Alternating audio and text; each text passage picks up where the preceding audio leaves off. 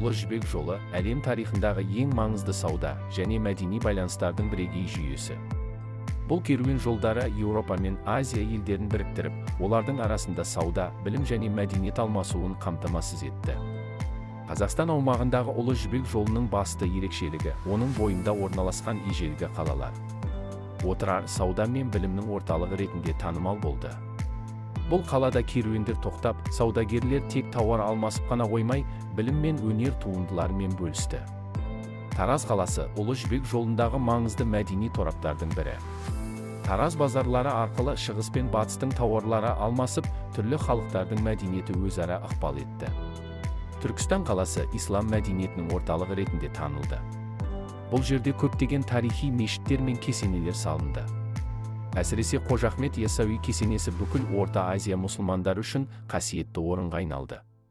Ұлы жібек жолының арқасында Қазақстанның ежелгі қалалары тек сауда орталықтары ғана емес, сонымен бірге мәдени және ғылыми байланыстардың ошағына айналды. Бұл жолдың маңызы бүгінгі күнге дейін сақталған, ал оның тарихы біздің ұлттың бай мұрасының маңызды бөлігі.